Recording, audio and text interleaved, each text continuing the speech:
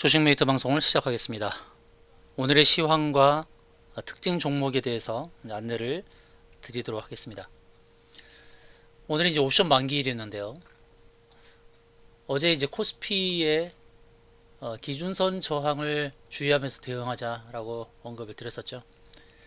코스피 차트를 보시게 되면 어떻게 보면 큰 반등이 나온 거죠. 바닥에서부터 큰 반등이 나온 상황인데, 원래 주가가 움직이는 것이 오르내림을 반복하죠. 오르내림을 반복하는 이런 패턴이 나오는 것이 정상적인 움직임입니다. 자, 코스피는 급락 이후에 처음 만나는 저항 자리가 바로 기준선과 21선 자리죠. 오늘 21선 터치를 하지 않았잖아요. 그런데 선물에서는 21선을 터치했습니다. 연결 선물 지수로 보시면 21선을 터치한 모습입니다. 21선을 선물에서 먼저 터치를 했죠. 그렇다 한다 그러면 우리가 이제 선물을 꼴이라 부르고 현물을 몸통이라 부르긴 하지만, 선물이 항상 현물을 주도하는 그런 시장입니다. 현물이 어떻게 보면 현물이 희생당하는 그런 상황이다. 왜냐하면 선물에서 그만큼 이익의 그런 물량들이 굉장히 많이 있고, 선물과 옵션 시장에서의 베팅 금액이 굉장히 큽니다. 자, 그래서 선물이 21선을 먼저 터치했다. 그래서 이것을 저항으로 간주하고 또 단기 조정으로 볼 수 있다라는 거, 그 부분은 이제 주의를 해야 되죠. 자, 외국인은 보면 외국인은 오늘 선물에서 7천억을 매수했습니다. 7천억 매수하고 코스피를 8천억 매수했죠.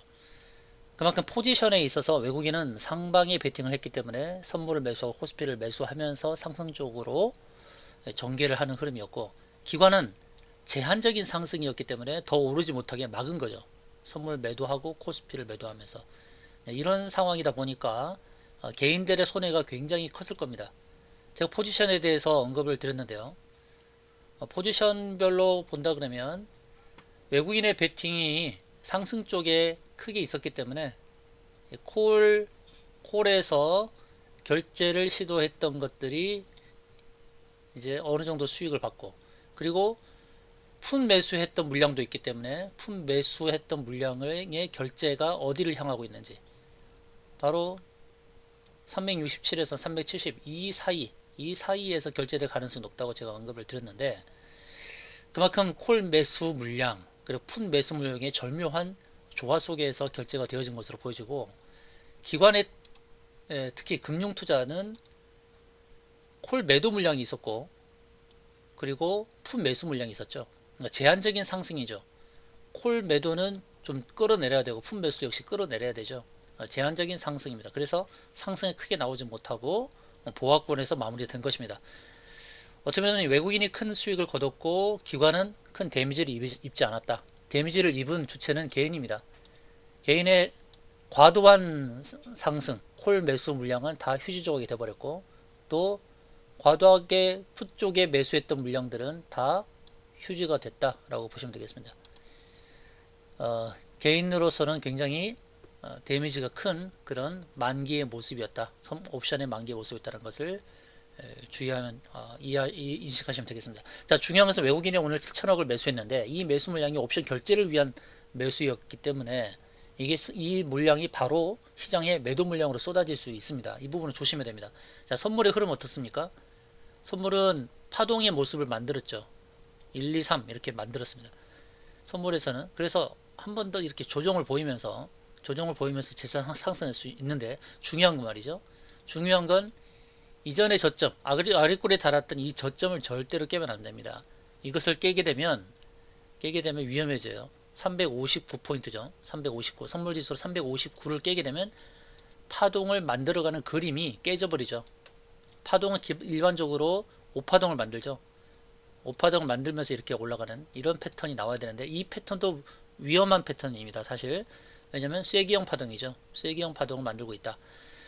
자, 해외 증시 흐름을 보게 되면 특히 나스닥의 경우에 쐐기형을 지금 만들고 있습니다. 3, 4 이제 오늘 밤에 전고점을 넘어서게 되면 쐐기형 5파동을 만드는 이런 그림이 나온단 말이죠. 이미 다우존스는 쐐기형 파동 5파동이 다 나온 상태입니다. 다우지수를 보게 되면 하나, 둘, 셋, 넷, 다섯 쐐기형 파동을 다 만들었어요. 이런 상황에서 다우지수가 무너질 수도 있는 아주 위태한 상황이 있습니다. 위태한 상황입니다. 쐐기형 파동은 첫 출발지를 깨는 특성이 있고, 그런데 이제 반도체, 필라델피아 반도체 지수를 보게 되면 필라델피아 반도체 지수는 조금 좀 다른 양상이죠. 좀 고점이 크게 높아지고 있는데 상승이 좀 더 열려 있는 모습입니다. 그래서 반도체 지수가 끌고 가면 다우지수나 나스닥도 조금 더 상승이 나올 수 있다고 봅니다. 우리가 가장 기대하는 것은 나스닥이 15,000 이상까지 가는 그림입니다. 15,000 이상까지 가는 그림. 이런 그림이 나오는 것이 우리가 기대하는 그림이다. 그래서 우리 지수를 조금 더 끌어올리는 것은 결국 미국의 나스닥 지수의 흐름이 우리 지수의 방향성을 결정하게 될 것인데, 중요한 건 내일입니다. 내일. 왜? 선물 지수가 저항권에 도달해서 하방으로 돌변을 하게 되면 조금 지루한 조정 장세가 나올 수 있습니다. 오늘 미국 지수가 좀 올라줘서 우리 증시도 조금 더 상승으로 전개되어서 좀 의미 있는 저항대까지는 좀 더 와주길 바랍니다. 그것이 가장 우리에게서는 좋은 개별 종목이나 또 개별적으로 갖고 있는 그런 레버리지나 수익을 실현할 수 있는 기회를 줄 것이다 라고 보여집니다. 오늘 밤 미국 증시 굉장히 중요합니다. 미국 증시 방향에 따라서 우리가 추가적인 상승을 하느냐, 선물 지수를 기준으로 추가적인 상승을 하느냐, 아니면 다시 조정을 겪느냐, 그 방향성이 나오게 될 것입니다. 일단은 코스피가 저항대 오진 않았지만 선물 지수가 저항대 왔다라는 것이 부담이다라는 거. 그럼 오늘 밤 미국 지수가 보합권에서 마무리하거나 약간의 상방으로 마무리된다 그러면 코스피가 저항권에 도달할 수 있을 것입니다. 어느 정도 마디에서 매듭을 짓는 건 굉장히 중요합니다.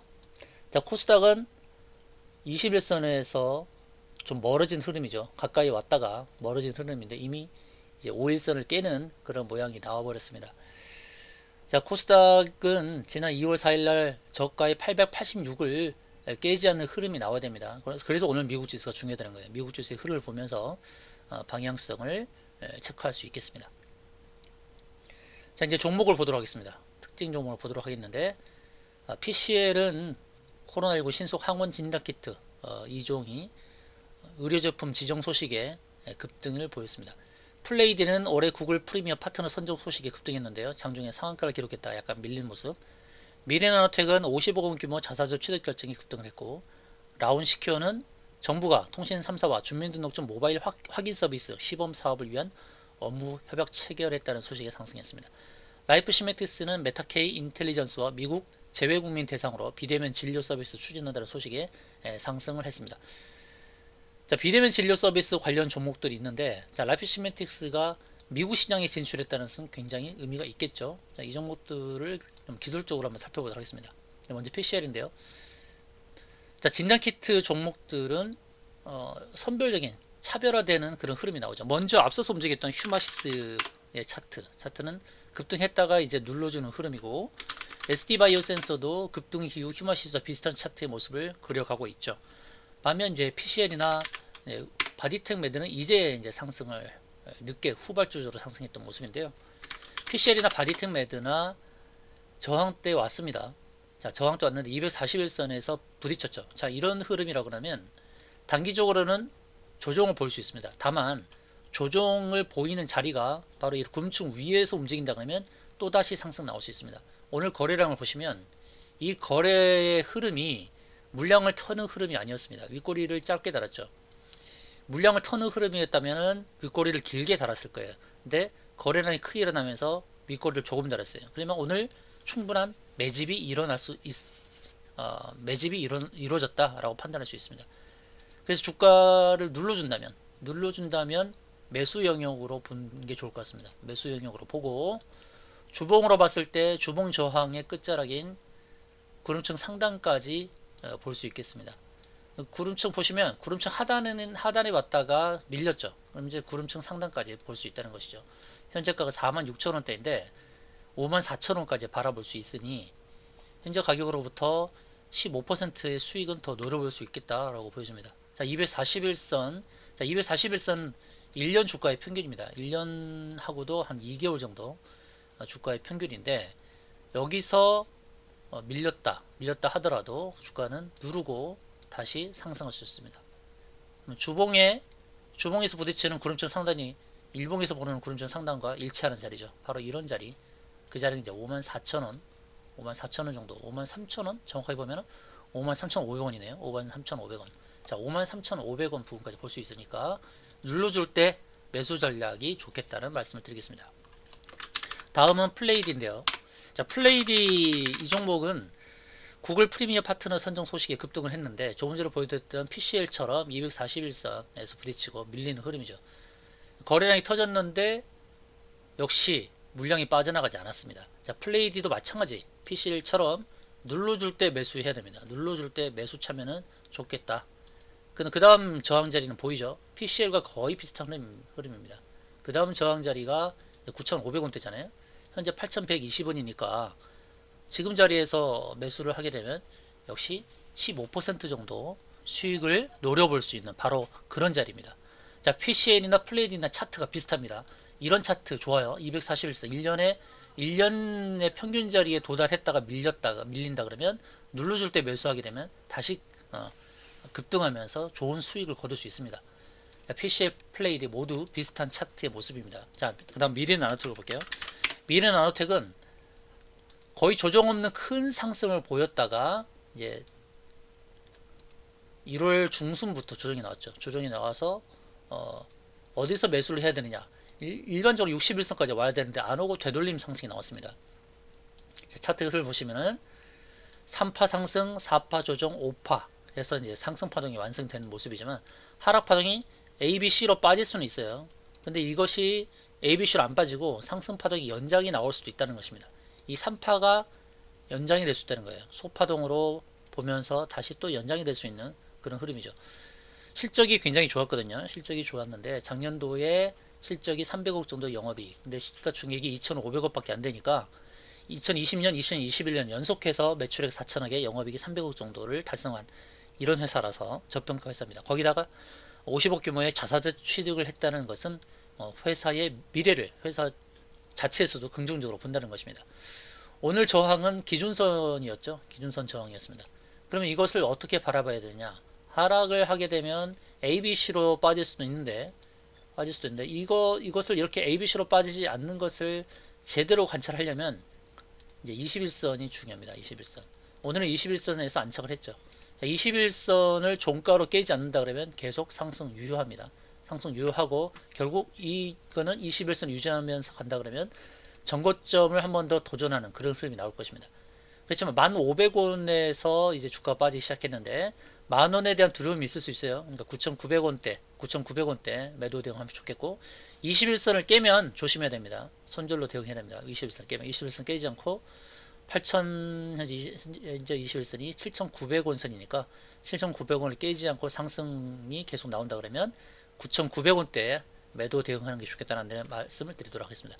자, 라운시큐어는 바닥권에서 계속해서 상승 패턴이 나오려고 하는 그런 패턴입니다. 지난번에 윗골이 달면서 흐르는 흐름 2월 7일날 12% 상승하면서 기준선 저항 부딪히면서 밀렸죠. 오늘도 기준선 저항에서 부딪혔지만 이거는 저항벽을 약화하는 흐름이지 기준선 저항이 계속 가로막는 흐름은 아닐 것입니다.